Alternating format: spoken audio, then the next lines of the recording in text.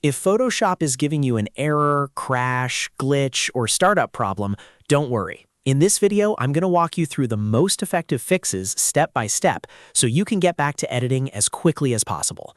These methods work for a lot of common Photoshop issues, whether the app is freezing, not launching, showing strange messages, or acting up after an update. And before we begin, if this video helps you out, make sure to hit like and subscribe for more easy software tutorials like this one. First, start with the simplest fix.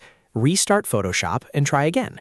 A lot of errors are only temporary, especially if Photoshop or one of its background services got stuck for a moment. Close Photoshop completely, wait a few seconds, and then reopen it. In many cases, that alone is enough to clear a minor glitch and get everything working again.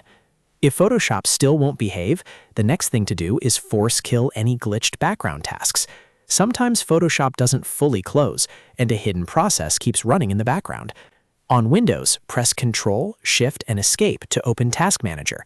Look for anything named Photoshop or Adobe, click it, and choose End Task. On Mac, press Command, Option, and Escape to open Force Quit, select Photoshop, and then click Force Quit.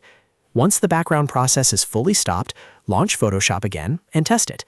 Now, if the error is happening during startup, especially if it seems tied to a plugin or a font issue, try a safe launch.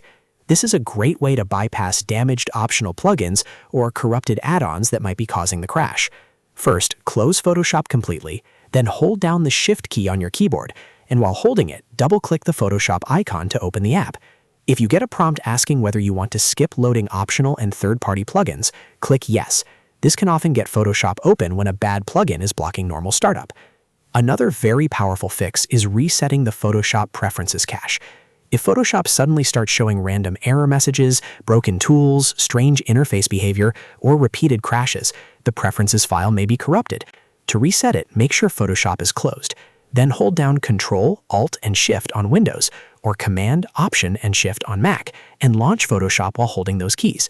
When the dialog appears asking if you want to delete the Adobe Photoshop settings file, click Yes. This forces Photoshop to rebuild a fresh Preferences file, which fixes a huge number of unexplained problems. If your error is related to licensing, sign-in, cloud syncing, or tools like Generative Fill not responding, the issue may not be on your computer at all. It could be an Adobe server problem. To check that, open your browser and go to Down Detector. Search for Adobe or Adobe Creative Cloud and look at the live report chart. If you see a sudden spike in reports from lots of users at the same time, that usually means Adobe is having an outage. If the chart looks normal, then the issue is more likely local to your system.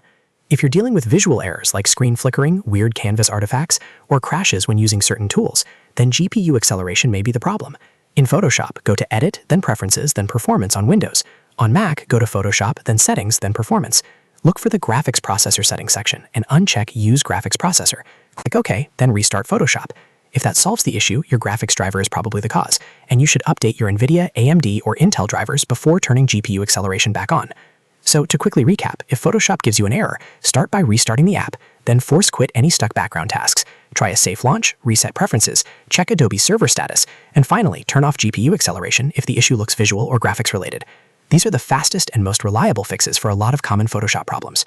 If this tutorial helped you, please go ahead and like the video, subscribe to the channel, and turn on notifications so you don't miss more helpful tech and software tutorials. Thanks for watching, and I'll see you in the next one.